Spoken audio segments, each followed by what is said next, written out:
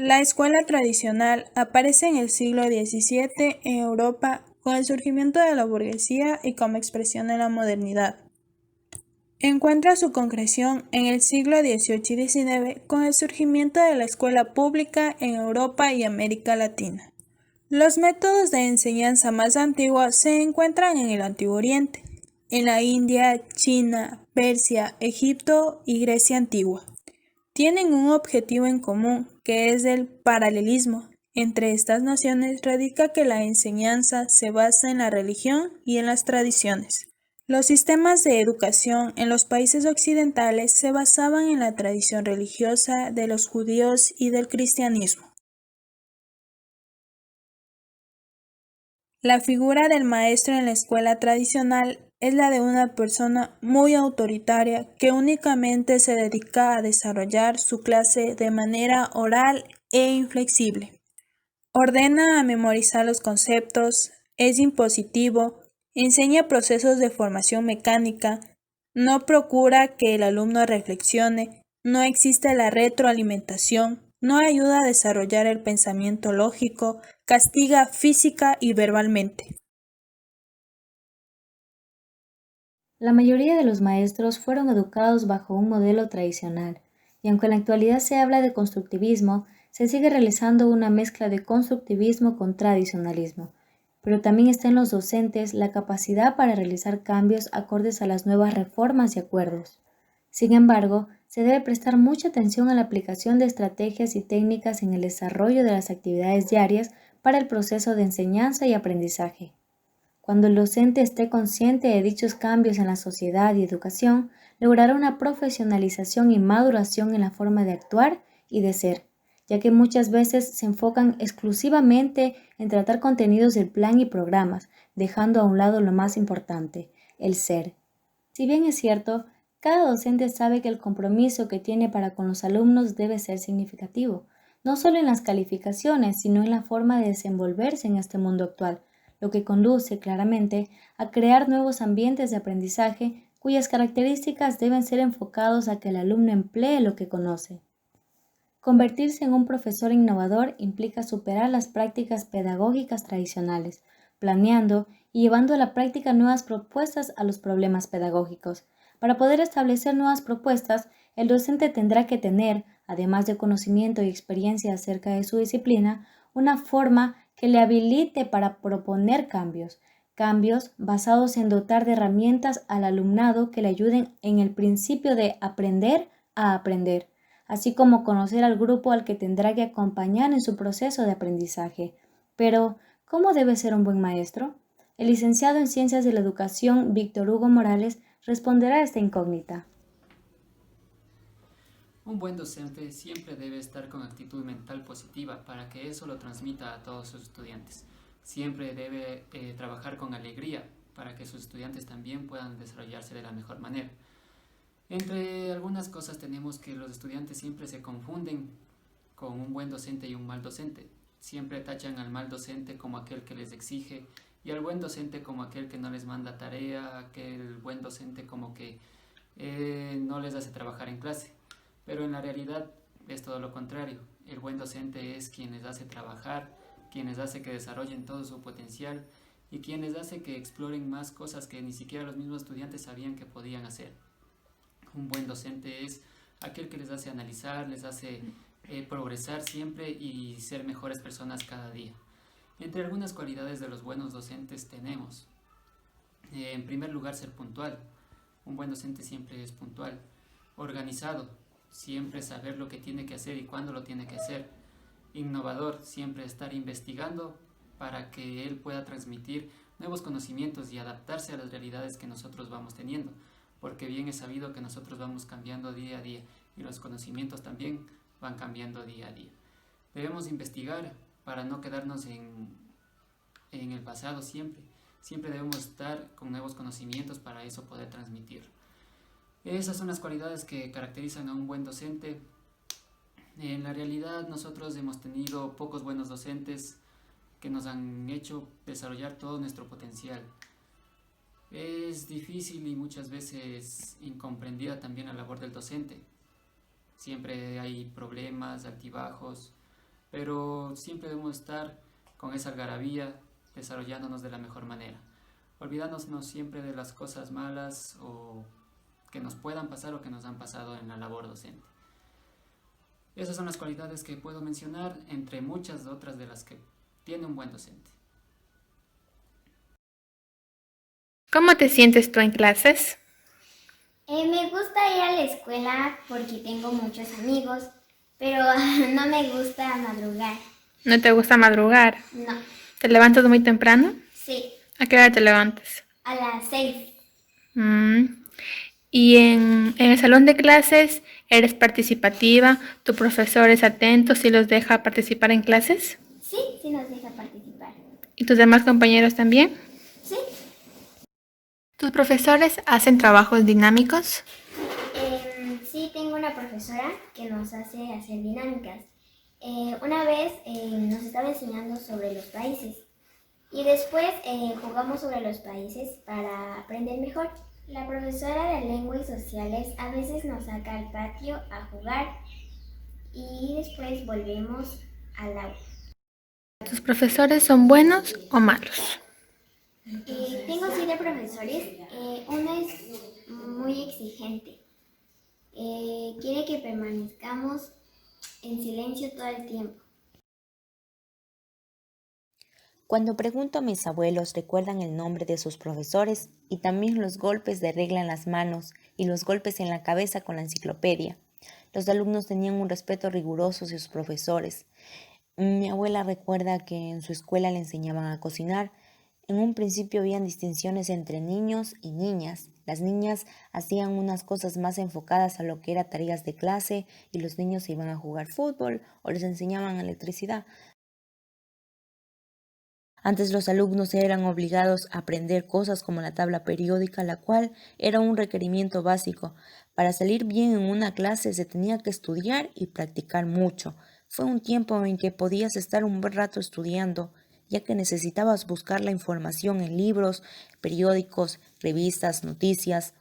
Cuando un maestro daba su clase era un tiempo de aprendizaje, ya que tanto el estudiante como el maestro no tenían distracciones tecnológicas. El maestro podía disciplinar a un estudiante que no se comportaba de una manera correcta. En el día de hoy, el estudiante tiene tantos derechos que se hace un poco más difícil disciplinarlo. El alumno actual con el alumno antiguo casi no se diferencian en nada. Cuando le pregunto a mis padres acerca de su experiencia en la escuela, ellos recuerdan el nombre de su profesor y el golpe de la regla en sus manos. Esto es muy curioso porque me hace acordar a mis anécdotas en la escuela. Resulta que un día me tocaba dar exposición y en verdad no había estudiado, no me sabía nada. Entonces decidí no ingresar a la hora de la exposición, sino que una hora después. Pero la maestra ya no me dejó ingresar, así que llamó a mis padres y mis padres me castigaron al frente de mis compañeros. Esto fue un acto muy bochornoso para mí, pero en verdad me sirvió de experiencia para no volver a cometer el mismo error.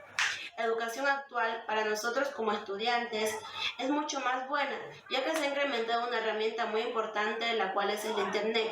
Esta nos ayuda a hacer temas de investigación con mucha más profundidad y no solamente quedarnos con lo que dice un libro, con lo que dice una revista o tal vez un periódico, sino que profundizar más, investigar más. Como trae su lado bueno el Internet, también trae su lado malo. Al lado malo me refiero a que a veces los estudiantes quedan como robotizados, solo copian, pegan información, no indagan más, solo copian lo primero que ven en el Internet y no indagan más acerca del tema de investigación. Pero para saber un poco más de esto, ¿cómo debe ser un buen alumno? Esto se lo vamos a preguntar al egresado Christopher Herrera.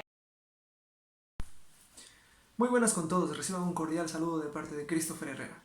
Bueno, ¿cómo ser un buen alumno? Desde mi perspectiva y mi punto de vista considero que un buen alumno se caracteriza por tener una motivación intrínseca y extrínseca buena, que componen los elementos necesarios para la predisposición en el aprendizaje. Pero, ¿cómo desarrollar la motivación intrínseca y extrínseca de los estudiantes? Ahí es donde viene el reto.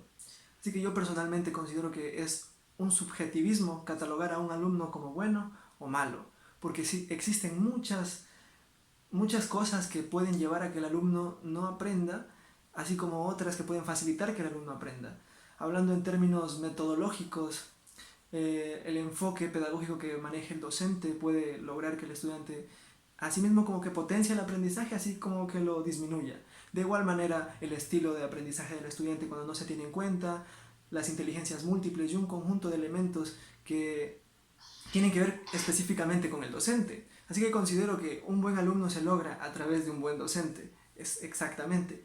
Además, en términos también fisiológicos, un alumno que no ha comido tampoco podrá aprender, un alumno que no ha dormido de forma correcta tampoco podrá aprender. Así que tenemos que tener mucho en cuenta también que un estudiante no puede ser vago simplemente y dejarlo ahí. Hay otros motivos. Aquí les hablo un poco de Santos Guerra, un pedagogo también famoso que habla mucho acerca de la evaluación educativa. La evaluación es un punto un poco complicado, pero en realidad, ¿son vagos los estudiantes? ¿Son dejados? ¿O será que tienen hambre, están cansados, están aburridos? Cuando un docente logra motivar a un alumno, cuando un docente logra atender las diferencias de un alumno, cuando un docente logra avivar ese fuego para que exista el aprendizaje, yo creo que de esa forma se puede conseguir que exista en sí el concepto de un buen alumno. Y aún así, respetando las diferencias, porque es un acto global de educación, pero que se debe particularizar en función de las diferencias y necesidades de cada estudiante. Muchas gracias. El docente dentro de la sociedad nunca debe perder su rol de formador, facilitador y mediador de aprendizaje. Por eso que debe tener habilidades pedagógicas y también conocimientos en disciplina y tecnología, para lograr desarrollar nuevos métodos de estudio y con ello obtener mejores resultados en el proceso de enseñanza y aprendizaje. El docente jamás será reemplazado, ya que con sus conocimientos, características y su parte humana forman a estudiantes con ética y principios morales, formando profesionales para la sociedad. Vygotsky plantea que el docente como sujeto de educación es un actor principal para la sociedad, también es transmisor de la cultura y propiciador del aprendizaje, mediante procesos educativos, los cuales deben ser planificados, organizados y anticipados del desarrollo de los sujetos. Asimismo, la importancia de la formación docente para la educación y la sociedad se conforma por la UNESCO, al referirse que si el docente no cambia y utiliza nuevos métodos de estudio, no podrán hacer cambios relevantes en los procesos educativos, para que estos sean conforme a las necesidades sociales y avances tecnológicos. El docente orienta la formación de cada uno de nosotros como alumnos. Es esa persona que nos va guiando en un largo camino que tenemos para ser una persona profesional, ser una persona útil en esta sociedad. Pero existen docentes que se convierten más que un docente, se convierten en esos amigos que podemos confiar dentro de las unidades educativas. Esa persona con la cual podemos hablar, dialogar, conversar, aprender de una forma diferente, pero ese docente deja una huella en el corazón, deja esos recuerdos que nunca más se van a volver a vivir.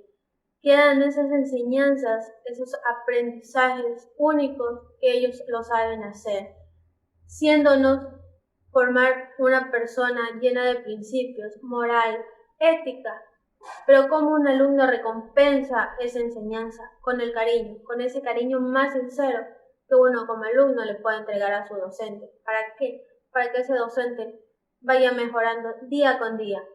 Cada día que vaya a su aula de clases, vea que el trabajo que está haciendo es muy importante para la sociedad, porque él es la guía que uno como alumno sigue. Pero, ¿qué importancia tiene el docente para la sociedad? Cumplen un papel fundamental para la sociedad, debido a que gracias a ellos todos los niños, jóvenes y también adultos pueden aprender y formarse de una manera mucho más aplicada. Es decir, como conocemos a lo largo de la historia en sus principios, eran muy pocas las personas que podían leer. Es por ello que era muy complicado poder llegar a información o que ellos pudieran leer periódicos de esta manera porque no tenían conocimientos y no recibían una educación. En la actualidad, la mayoría de personas saben leer y escribir, cosas principales que cada uno debe saber. Es por ello que los profesores, docentes, cumplen un gran papel en la sociedad. El docente es considerado como un mediador y promueve la educación de sus alumnos mediante didácticas.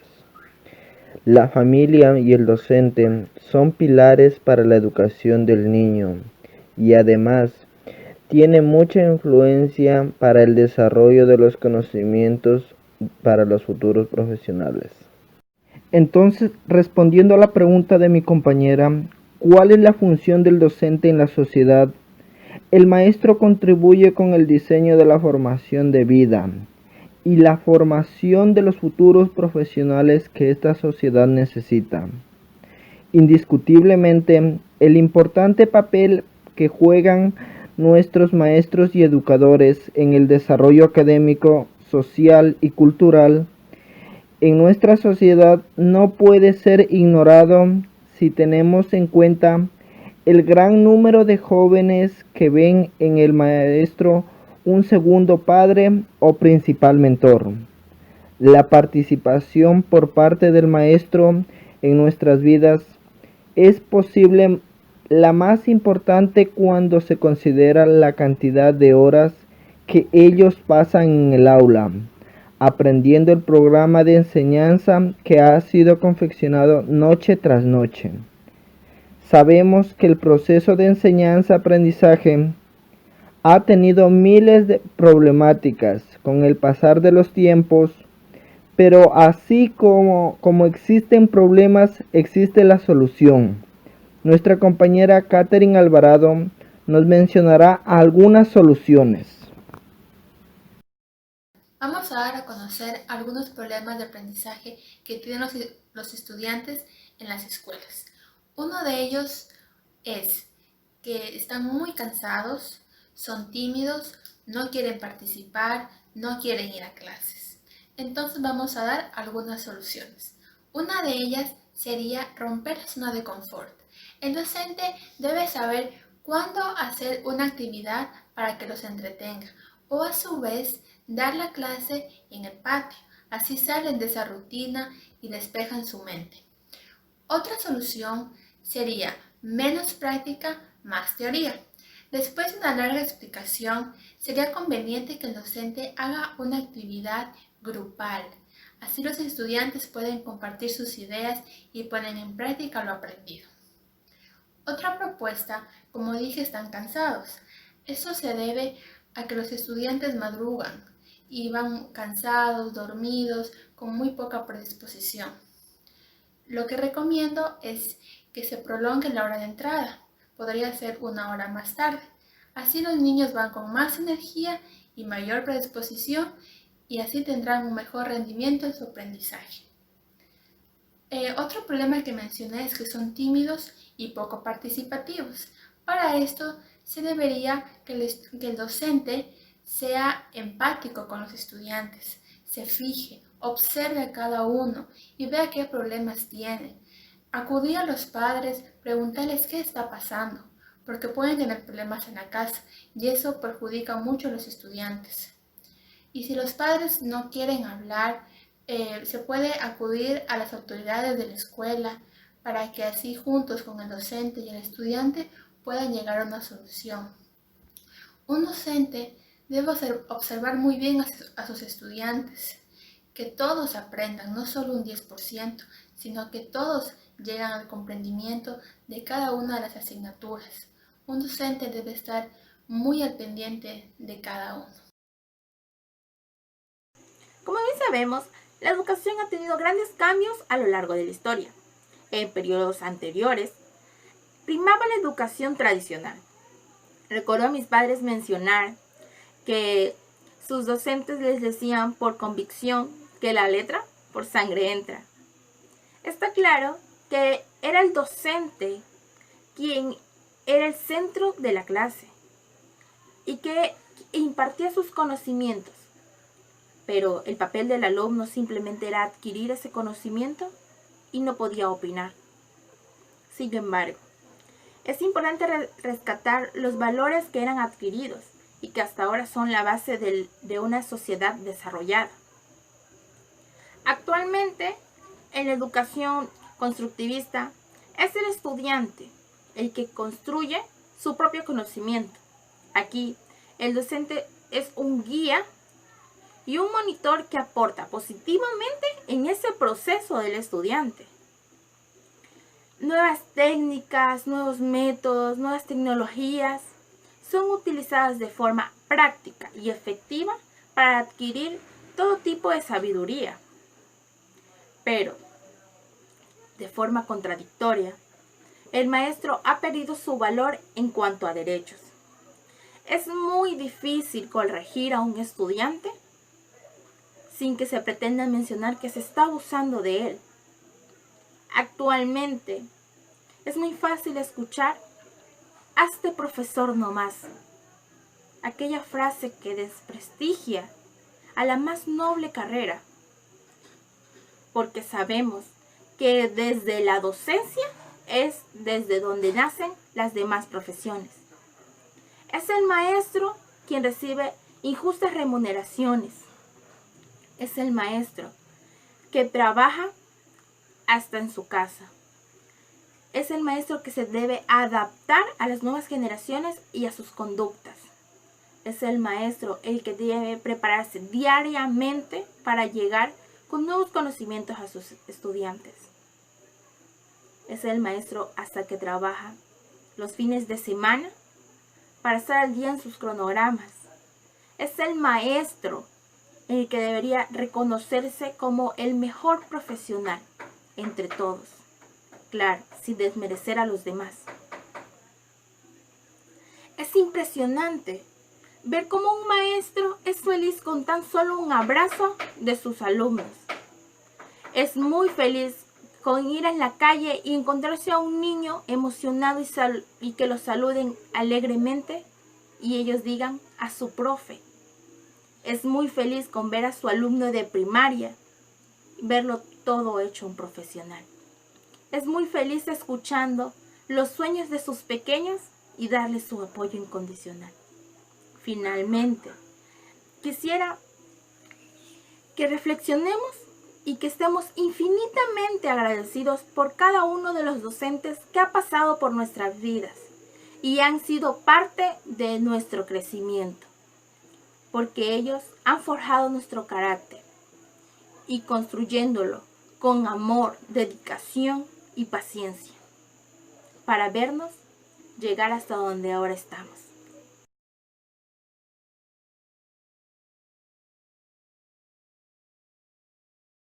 Todo está muy bien. Puedes irte. Chao. ¿Profesora Gómez?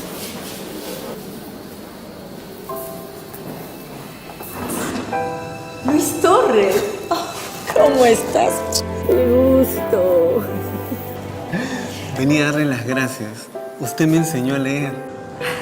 Me dedicó el tiempo que necesitaba. Me enseñó con cariño.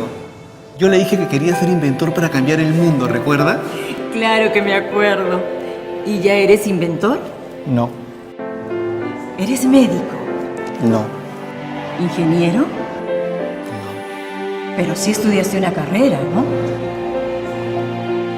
Sí. Como quería cambiar el mundo, ahora soy profesor. Gracias, profe. Toquemos la puerta de todos los buenos maestros y maestras del Perú para decir gracias.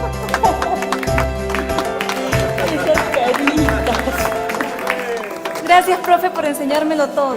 Gracias por el tiempo que me dio. Gracias por dedicar su vida a los demás. Gracias a ustedes, chicos.